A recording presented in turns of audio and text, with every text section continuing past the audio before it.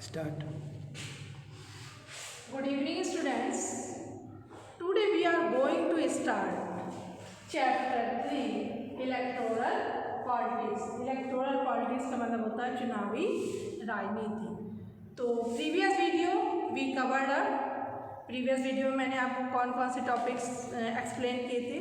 First topic overview था, second why election, third why do we need election, fourth what makes election democratic.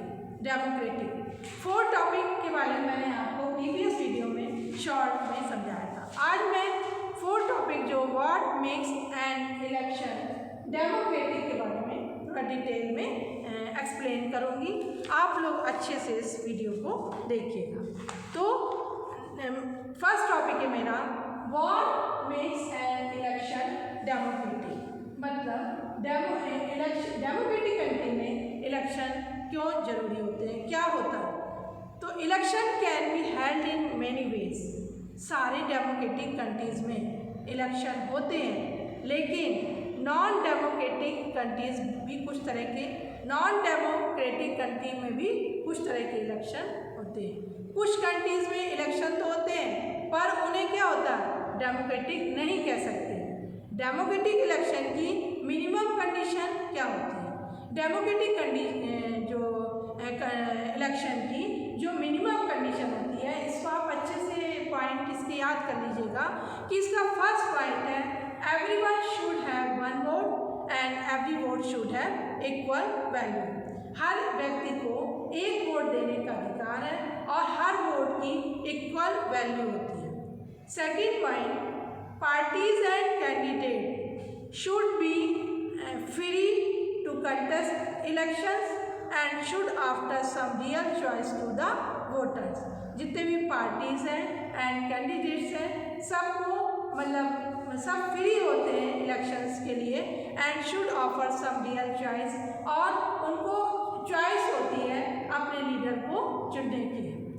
Third point, elections must be held offer every 3 years। जो election होते हैं वो कुछ सालों के लिए होते हैं। जैसे हमारी इंडिया क्या है, एक डेमोक्रेटिक कंट्री है, और इस हमारे इंडिया में हर 5 year में इलेक्शन होते हैं और हर 5 year में हमारे यहाँ नए लीडर का चुनाव किया जाता है। अच्छे से अच्छे लीडर को हम लोग सिलेक्ट करते हैं जिससे हमारे कंट्री का प्रोग्रेस हो सके। Fourth topic, candidate prepared by the people should get elected। Fifth, election should be free and fair.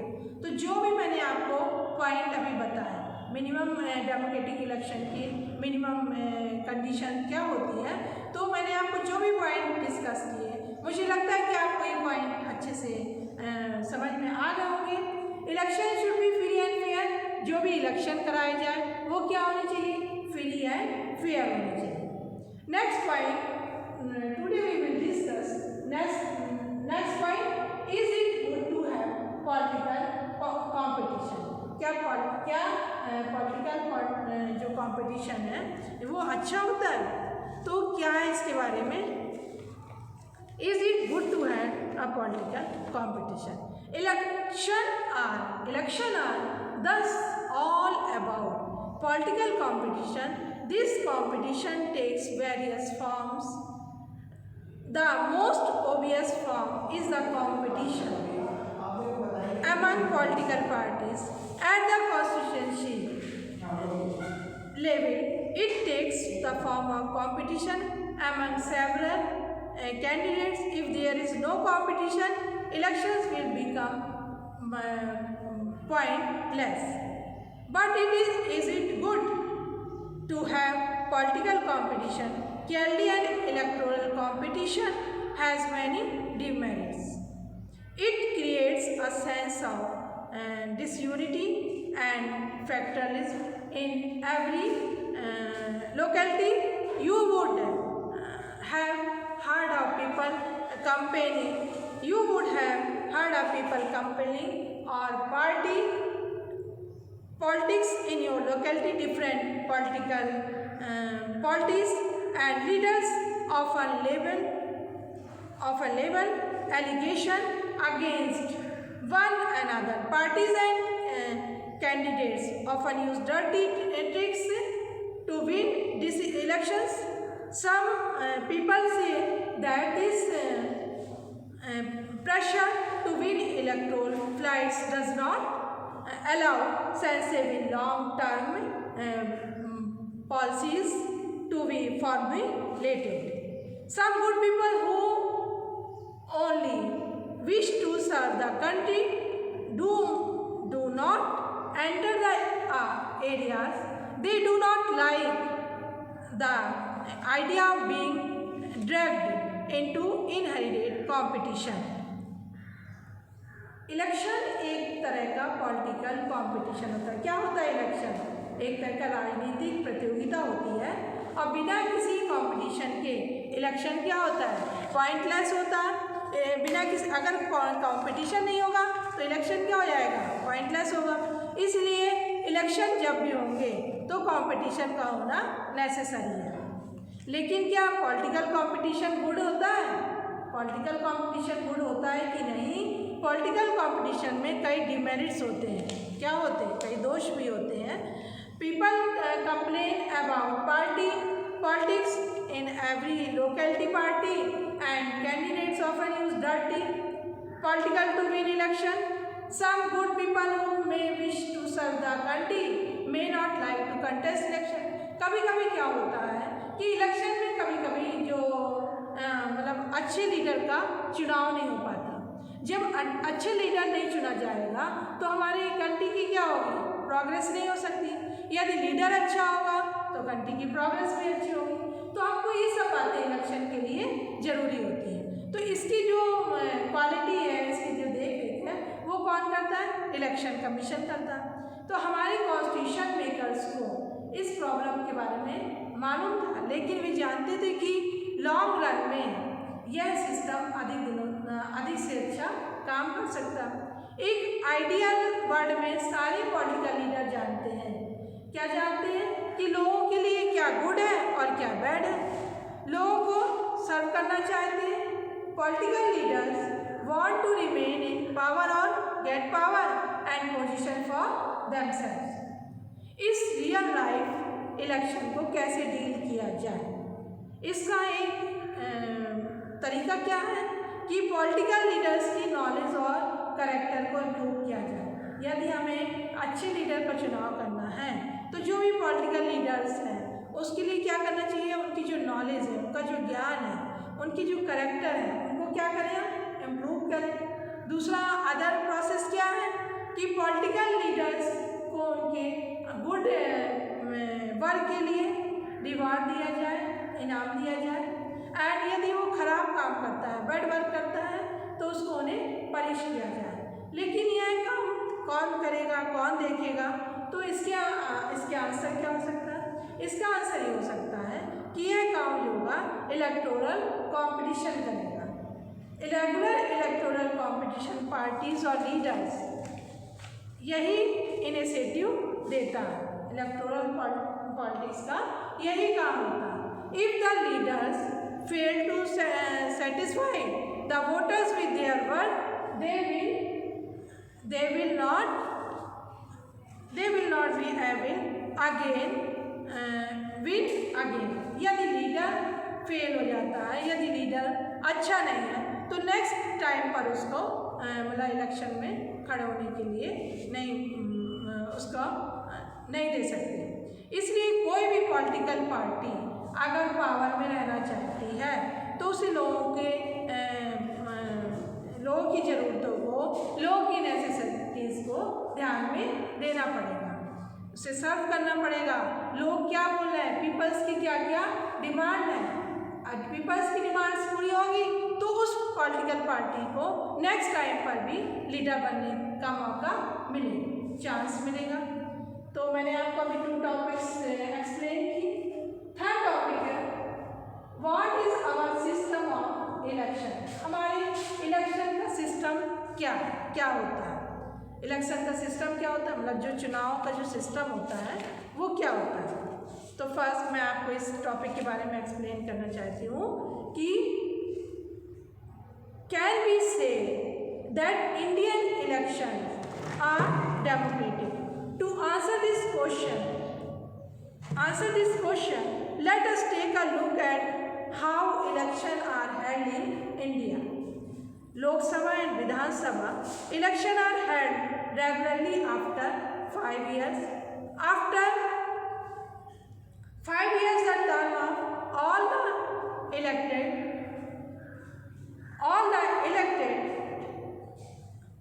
representatives come to an end. The Lok Sabha and Vidhan Sabha stands dissolved. Elections are held in the constituencies at the same time, either on the same day or within a few days. This is called a general election. Sometimes election is held only for one constituency to fill the vacancy caused by death of resignation of a member. This is called by election. In this chapter we will focus of general election. तो हमारे election का system क्या होना चाहिए? क्या हम कह सकते हैं कि इंडियन इलेक्शन डेमोक्रेटिक है? इंडिया में हर 5 इयर्स में लोकसभा और विधानसभा के इलेक्शन होते हैं। सारी कॉन्स्टिट्यूंसीज में एक साथ इलेक्शन होते हैं। जितने भी क्षेत्र होते हैं, चुनावी क्षेत्र होते हैं, कॉन्स्टिट्यूंसीज का मतलब होता है चुनाव क्षेत्र, उन सब में एक साथ इलेक्शन होते हैं, जिसे क्या बोलते हैं हम? जनरल इलेक्शन या सामान्य चुनाव बोल कहते हैं। कभी कभी 1 या 2 कॉन्स्टिट्यूंसी में इलेक्शन होते हैं तो इसे बाई इलेक्शन कहते हैं। तो 1 या 2 कॉन्स्टिट्यूंसी में जो इलेक्शन होंगे उसे क्या बोलेंगे? बाई इलेक्शन बोलते हैं। इलेक्टोरल कॉन्स्टिट्यूंसीज क्या होती है?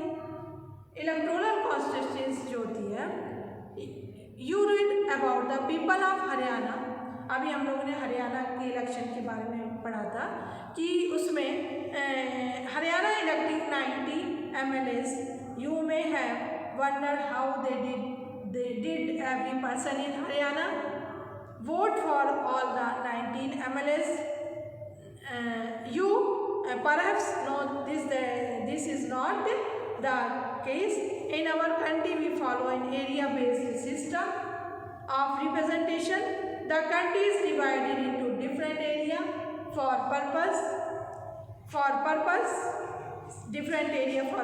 of elections. These areas are called electoral constituencies. The voters who act is an area electoral representatives. For Lok Sabha elections, the country is divided into 4-5-4-3 constituencies. The representative elected from each constituency is called a member of parliament. member of MP को member of parliament बोलते हैं. One of the features of a democratic election is that every vote should have equal value. This is why our constitution requires that each constituency should have a rough equal population having with in. तो जो electoral constituencies होती हैं, constituencies का मतलब मैं फिर से बता रही हूँ, चुनावी क्षेत्र, चुनाव की जो भी एरिया होते हैं. हरियाणा इलेक्शन के बारे में हम लोगों ने अभी पढ़ा था कि यहाँ पे क्या थी, 90 सीट थी. मैंने आपको पिछले टॉपिक में बताया था हरियाणा इलेक्शन के बारे में. तो did every person in Haryana vote for all the 90 MLAs? हमारे कंट्री में एरिया बेस्ड इलेक्शन होते हैं. कैसे होते हैं? एरिया बेस्ड इलेक्शन होते हैं, जो अपने एरिया के रिप्रेजेंटेटिव को चुनते हैं. The country is divided into different area for purpose of election. For Lok Sabha election the country is divided into 5-4-3 constituencies. Lok Sabha के इलेक्शन में जो कंट्री जो डिवाइड होती है उसमें 543 कॉन्स्टिट्यूंसीज होती हैं. The elected member of this constituency is called number of parliament. और इनको क्या बोलते हैं? नंबर ऑफ पार्लियामेंट बोलते हैं. Similarly each state is divided into specific number of assembly constituencies of assembly. In constituencies के जो इलेक्टेड मेंबर्स होते हैं उनको क्या कहते हैं? मेंबर ऑफ लेजिस्लेटिव असेंबली कहते हैं। MLA का फुल फॉर्म होता है member of legislative assembly. Each parliamentary constituencies has within its several assembly constituencies the same principle apply for panchayat and municipal election. तो मैंने आपको ये जो टॉपिक समझाया था कि what is our system of election. Next topic है, now let us start next topic, reserve constitution. अब रिजर्व कॉन्स्टिट्यूशन क्या होता है? कॉन्स्टिट्यूंसीज क्या होता है? सॉरी, कॉन्स्टिट्यूशन नहीं, कॉन्स्टिट्यूंसीज क्या होते हैं? मतलब जो रिजर्व चुनावी क्षेत्र होते हैं वो क्या होते हैं? Our constitution every citizen to elect her his representative and to be elected as a representative. The constitution makers, however, were worried that in open electoral competition, certain weaker section may not stand a good chance to get elected to the Lok Sabha and the state legislative assemblies. They may not have the required resources, education and contest and win election against others. Those who are influential and resourceful may prevent them from winning election. Our constitution effective every citizen to elect her and his representative and to be elected as a representatives. हमारे constitution makers इस बात से worried थे कि open electoral system से society के कुछ weaker section को लोकसभा और विधानसभा के में इलेक्शन में जीतने का चांस नहीं मिलेगा। Those who are influencer and resourceful may prevent them from winning election. अगर ऐसा हुआ तो पार्लियामेंट में वीकर जो सेक्शन का रिप्रेजेंटेशन नहीं हो पाएगा। तो so the makers of our constitution thought of the special system of reserve constituencies. तो क्या हुआ, कुछ चुनावी क्षेत्र थे उनको क्या कर दिया गया? रिजर्व कर दिया गया फॉर द वीकर सेक्शन। किसके लिए? वीकर सेक्शन के लिए। और कुछ कॉन्स्टिट्यूंसीज जो थी वो SC ST के लिए रिजर्व कर दी गई। कुछ जो चुनावी क्षेत्र थे वो SC ST के लिए रिजर्व कर दिए गए और कुछ जो कॉन्स्टिट्यूंसीज थी वो वीकर के लिए रिजर्व कर दी गई। Correctly in Lok Sabha 84 seats are reserve for SC caste and 47 seats are reserved for Vidhan Sabha. This system of reservation was extended later to other weaker and at the district and local level जो बहुत सारे state में rural और urban local जो bodies होती हैं में other backward classes के लिए सीट क्या होती हैं? रिजर्व होती हैं। जितने भी ST SC ST OBC वगैरह होती है इनके लिए क्या होती है? सीट्स रिजर्व होती है। इसी तरह 1/3 seat rural and urban local bodies में वोमेन कैंडिडेट्स के लिए रिजर्व होती है। तो ये पॉइंट्स आपको याद रखना पड़ेगा कि SC ST OBC के लिए भी सीट्स रिजर्व होती है, वोमेंस कैंडिडेट्स के लिए भी रूरल और अर्बन एरिया में रिजर्व सीट्स होती हैं। वो लोग भी इलेक्शन में खड़े हो सकते हैं और उनके लिए जो सीट्स होती हैं रिजर्व होती हैं। तो मैंने आपको 4 टॉपिक्स आपको एक्सप्लेन किए। मुझे लगता है कि आपको ये 4 टॉपिक्स अच्छे से समझ में आ गए। आप पूरा वीडियो अच्छे से देखिएगा, अच्छे से वॉच करिएगा और समझ के लर्न करने की कोशिश करिएगा। थैंक यू बच्चों।